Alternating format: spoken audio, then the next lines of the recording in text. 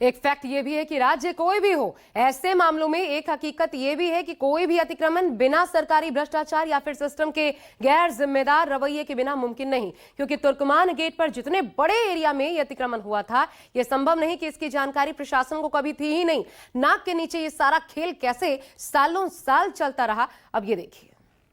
तो 32 बुलडोजर और पुलिस बल की कार्रवाई पूरी दिल्ली के साथ साथ देश ने देखी, लेकिन एक सवाल अभी भी बरकरार है और वो सवाल ये है कि जिस जगह पर ये मस्जिद है और जिस जगह पर ये कार्रवाई की गई है वो जगह एमसीडी के पावर हाउस सिविक सेंटर से महज 500 मीटर की दूरी पर है। यहाँ पर आप देखेंगे तो ये रामलीला मैदान है और सड़क के इस पार सिविक सेंटर है और रामलीला मैदान के इस कोने पर ही फैज इलाही मस्जिद है, जिसके आसपास करीब 39,000 वर्ग मीटर पर अतिक्रमण किया गया था। ऐसे में सवाल ये बना हुआ है कि इतने सालों से सिविक सेंटर के पास होने के बावजूद भी एमसीडी ने ये कार्रवाई पहले क्यों नहीं की। तुर्कमान गेट पर 39,000 वर्ग मीटर जमीन पर कब्जा था और इतने बड़े स्तर पर यह कब्जा एक दिन या रात का खेल नहीं, सिस्टम के भ्रष्टाचारी सीमेंट ने इसकी जड़ें मजबूत कर रखी थी। अब तोड़ दिया गया। अगर आप तस्वीरों के माध्यम से समझेंगे तो सामने की लेयर देखिए, एक नज़र घुमाएंगे तो आपको हर तरफ टूटा हुआ स्ट्रक्चर नज़र आएगा।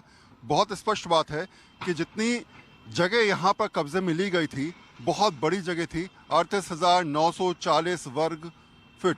आप सोचिए, मस्जिद सामने की तरफ है, मस्जिद का इलाका 195 एकड़ है, बहुत छोटा हिस्सा है, वो अपने हिसाब से बनी है। लेकिन उसके बाद जो लगातार अमतुल्ला कह रहे थे कि ये सारी वक्त की ज़मीन है, निश्चित तौर पे वक्त इससे वसूली कर रहा था, वक्त के पास पैसा जा रहा था, वक्त इससे कहीं ना कहीं बारात घर में जो भी रेवेन्यू आता था वक्त के पास जाता था। लेकिन इसकी ज़मीन का जो मालिकाना हक है वो किसका है, इस पर सवाल उठना बेहद लाजमी था। उसी को लेकर कोर्ट में मामला था। यहाँ बड़े बैंक्वेट हॉल बने, कई मंजिल की इमारत बनी और उनमें लिफ्ट जैसी सुविधाएं तक थी।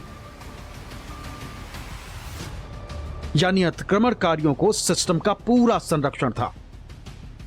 बहुत स्पष्ट है कि ये सब कुछ जो बना है, लिफ्ट लग जाती है, बड़े बड़े स्ट्रक्चर्स बन जाते हैं, बाकायदा सीमेंटेड चीजें बन जाती हैं। इसके अलावा आप देखेंगे पहली मंजिल दूसरी मंजिल तक तैयारी कर ली जाती है। ये बनने में 1 साल 2 साल का समय नहीं लगा, सालों से ऐसा चलता आ रहा है। और शायद यही वजह है कि सिस्टम आंखें बंद करके सिर्फ इंतजार कर रहा था कि कब ये बन के तैयार हो जाएगा, फिर मुकदमेबाजी करे, फिर तोड़ फोड़ करें। लेकिन अगर पहले रोक लिया था जिसको शायद ऐसे हालात नहीं आते। लेकिन अब जो हालात हैं वो सिस्टम के मुंह पे तमाचा भी है और समझाने के लिए काफ़ी है कि आप किस तरीके सरकारी ज़मीन को लगातार जो है लोग हड़प कर उस पर कब्जा कर एक के बाद एक स्ट्रक्चर तैयार कर लेते हैं।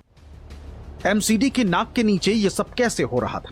जब यही सवाल हमारे सहयोगी विमल कौशिक ने डिप्टी कमिश्नर विवेक अग्रवाल से पूछा तो क्या कहकर चल दिए, आप भी सुनिए। सेंटर सामने है, मुख्यालय है एमसीडी का, उसके ठीक सामने इतना बड़ा अवैध कब्जा हो गया और मामला कोर्ट तक चला गया। लेकिन क्या जब हो रहा था तब एमसीडी ने कोई एक्शन क्यों नहीं लिया? देखिए, बहुत जगह पर ऐसे अवैध कब्जे हैं और एमसीडी इस पे समय समय पर कार्रवाई करता है। जी बिल्कुल, देखिए ये विवेक अग्रवाल हैं जिन्होंने बताया कि इस तरह के कई जगह पर अवैध कब्जे हैं और ये रामलीला ग्राउंड की ज़मीन जो है वो हॉर्टिकल्चर डिपार्टमेंट के अंडर आती है।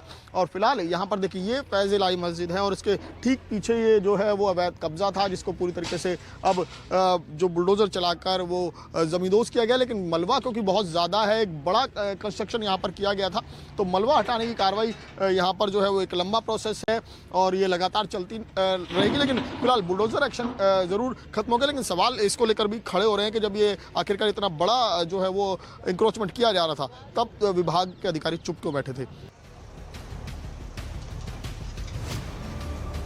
मतलब डिप्टी कमिश्नर साहब कह रहे हैं कि ऐसे कब्जे बहुत सारी जगह हैं और तुर्कमान गेट के मामले में अचानक से एमसीडी की नींद खुली और कार्रवाई कर दी। लेकिन सवाल वही, जब अतिक्रमण हो रहा होता है तब एमसीडी और बाकी संस्थाएं कहां थी? बुलडोजर चलाने की जिम्मेदारी एमसीडी की है तो कब्जा ना हो पाए, ये जिम्मेदारी आखिर किसकी है?